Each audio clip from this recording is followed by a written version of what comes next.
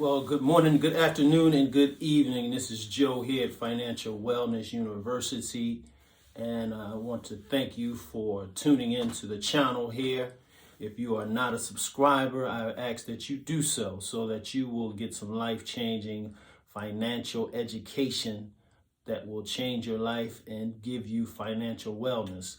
Also, give me a like so that this video can be seen by more people. Today, depending on when you're viewing this, my book entitled The 7 Phases of Financial Wellness will be out.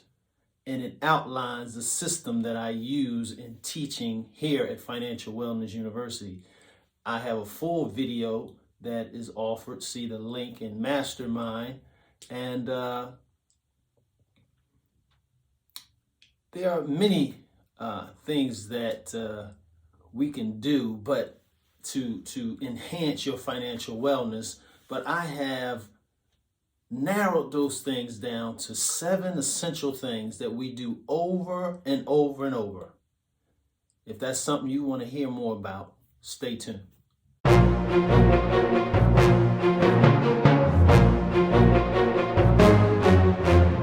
So, the system that I am going to do an overview of today is called the 7 Phases of Financial Wellness.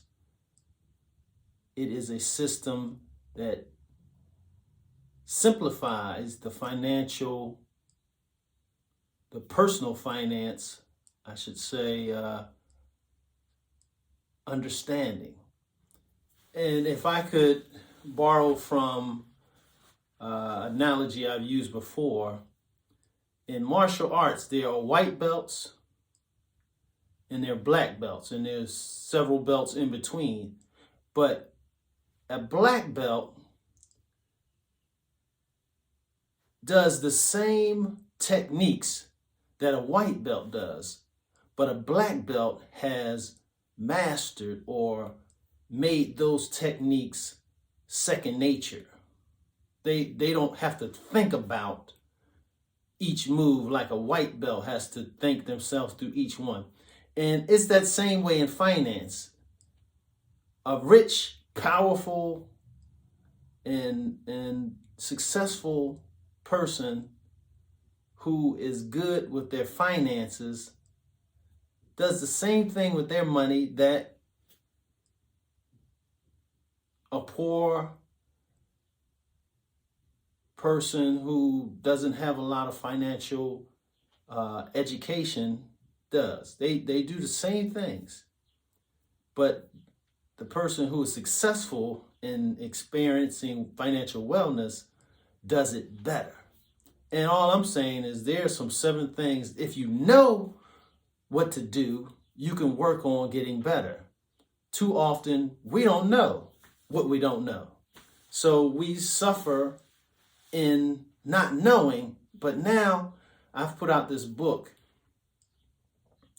and it will outline those 7 things, and it will give you more confidence in reaching financial wellness. Now, what are those 7 things? Those 7 things are this, and you can put the word money right after it. Earn money, number 1. Number 2, give money. Number 3, track money.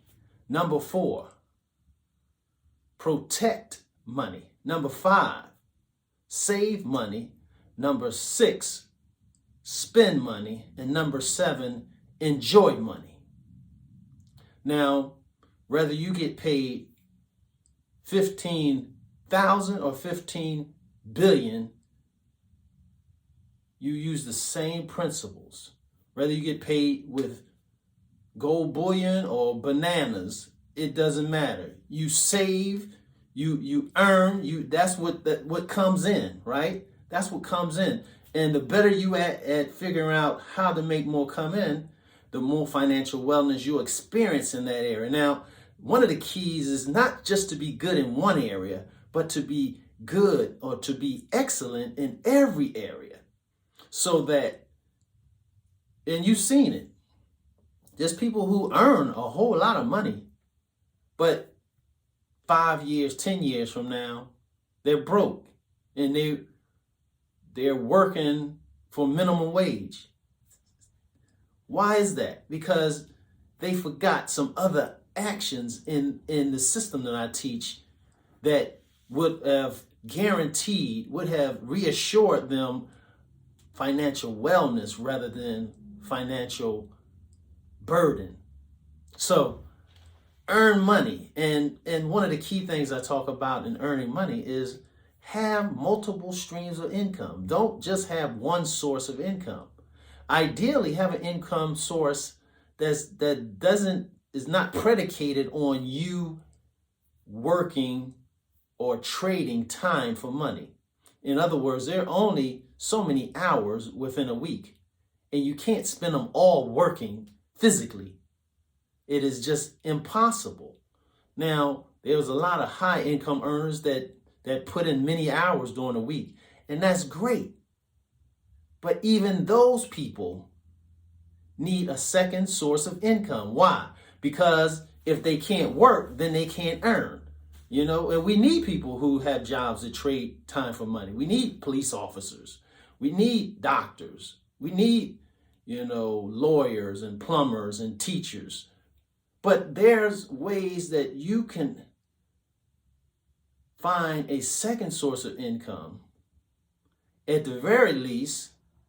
So if one income source dries up, you have another one to rely on. If you're married and you both work, that's two sources of income. The mistake that happens in a lot of marriages or a lot of people with multiple sources of income is you base your whole lifestyle on those sources of income. Whereas I recommend that you take one of those sources of income, live off of one, and use the other one to strengthen your financial wellness, to pay down debt, to grow your savings, to start investments, so that your normal lifestyle, your month-to-month expenses isn't predicated on that income source, but that income source at the same time is doing things for you that will propel you light years ahead of a person that's making the same money and not putting away money, but spending it all up.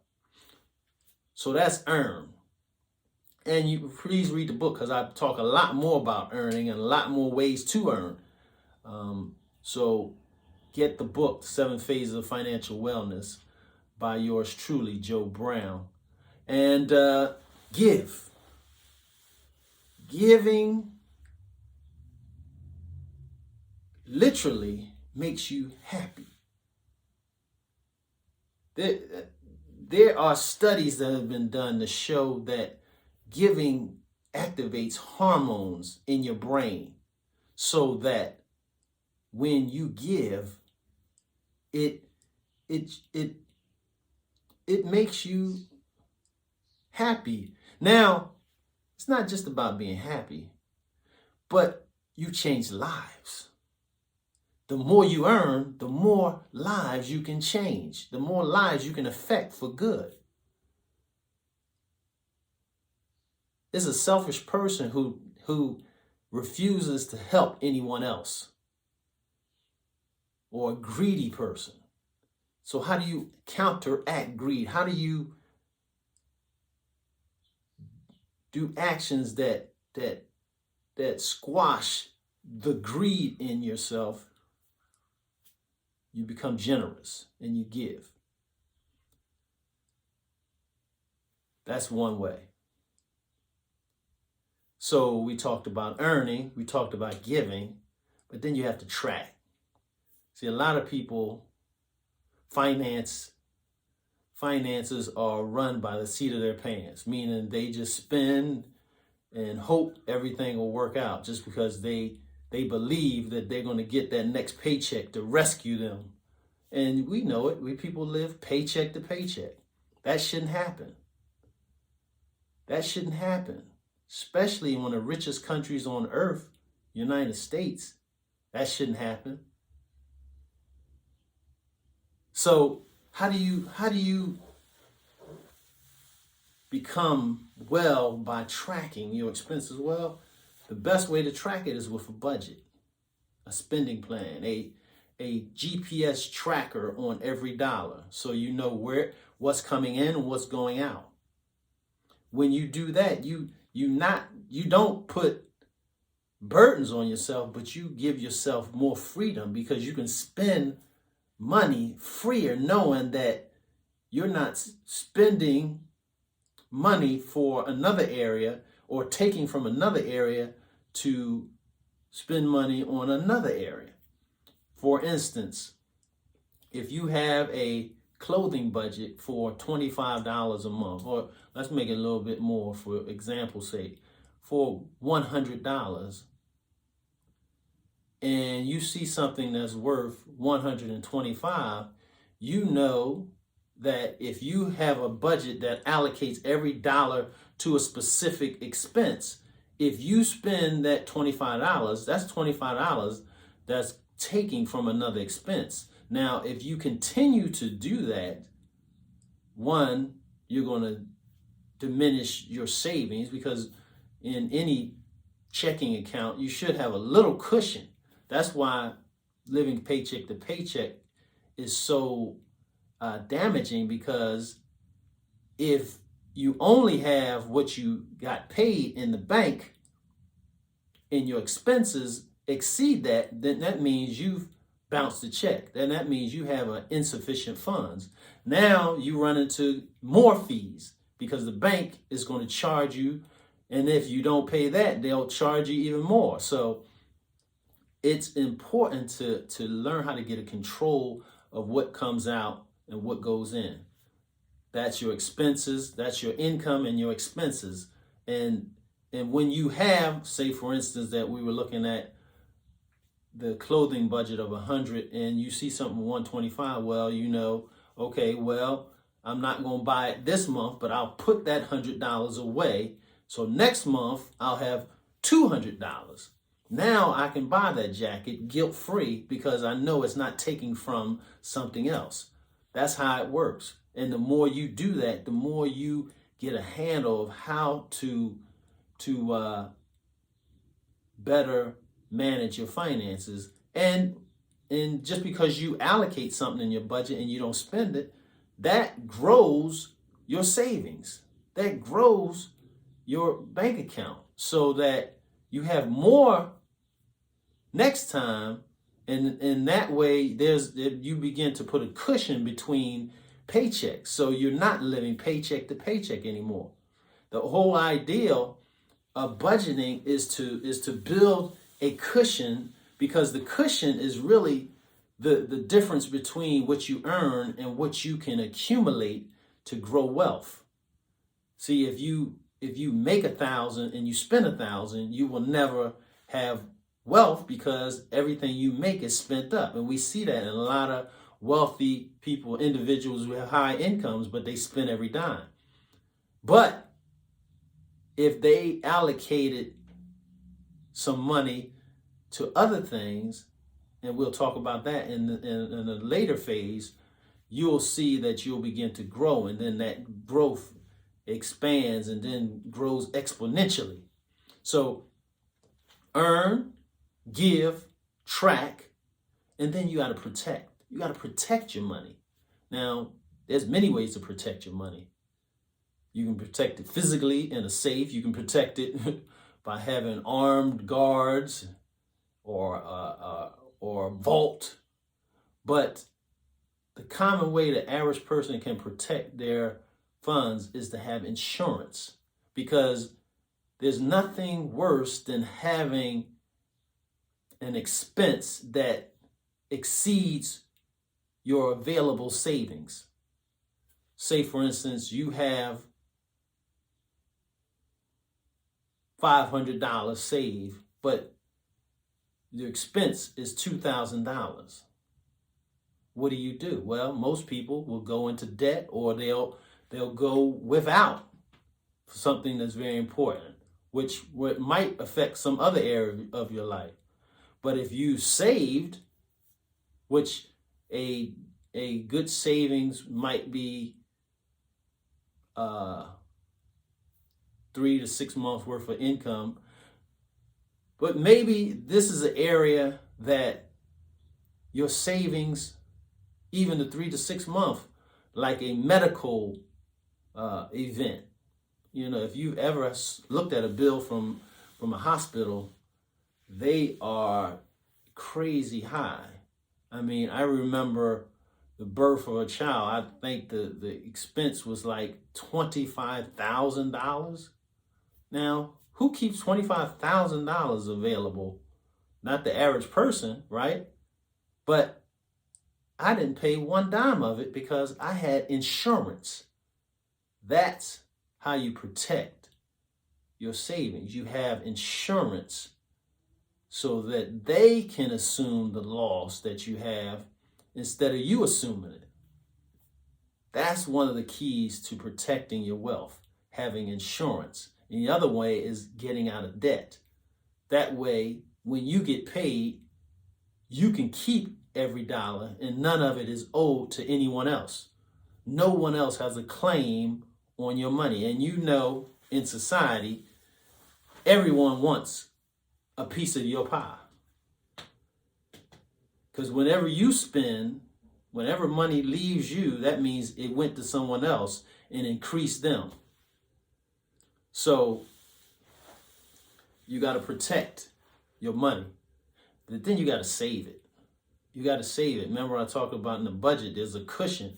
That cushion is your savings. You first have like a quick emergency fund of $1,000 to $2,000 so that you can handle something that comes up, and then you use that cushion that you did, the same amount that you built up in savings. Say you cut your expenses.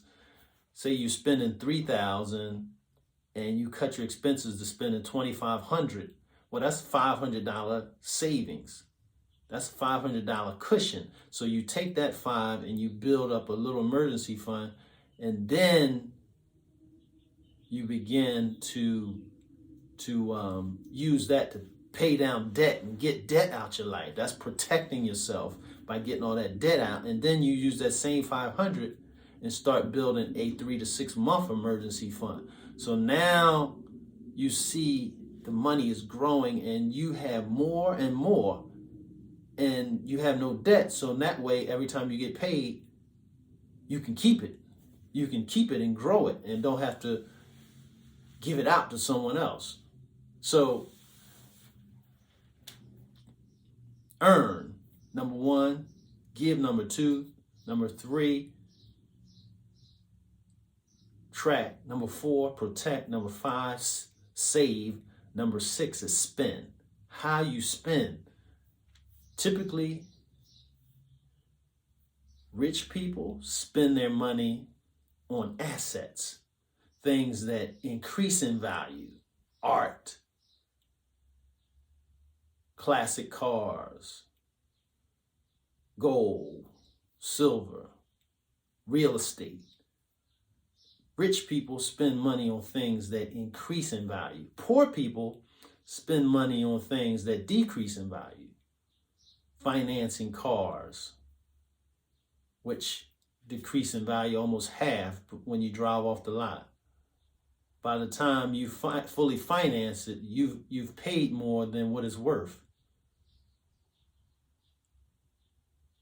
Poor people spend money on expensive vacations or going to debt to go on a vacation. Going to debt to buy clothes. Going to debt to fill your closet with stuff you don't even wear. So how you spend money will reflect your goals and your dreams. If your dream is to have a whole lot of money and be debt free, then you'll spend your money to align with what you want. And then 7th one is enjoy. Spending is based on doing wise purchasing, specifically purchases that can increase in value, or at least get the best value that you can get for your money. Enjoying is making sure that your life has some memories, building some memories. Yeah, go on that vacation, but save up the money so that you can enjoy it without regret. Go on that dream vacation. Buy that dream car, but don't buy it with debt. Don't buy it when you don't have any money left for things that may come up, like emergencies, or don't buy it if you don't have any investments. So you can enjoy in small levels. You can enjoy your money by just treating yourself to a nice meal, or maybe just a nice dessert. Treat yourself to your favorite movie or something. I mean, there's or movie or Broadway play or something. But enjoy your money. You know, it should put a smile on your face. Life isn't just about paying bills. It's not about just paying bills. So enjoy it. So that's a little overview of the system. As I said, the book, The 7 Phases of Financial Wellness, will expand on all that. Keep tuning into this channel, subscribe, hit the little bell so that you'll be notified when new videos become available, and hit that like button. If you believe this is benefit to your life and you can learn from it and grow from it, give me some comments below and share this video. I appreciate you staying to the end, and I wish you all the best. Thanks again, and God bless.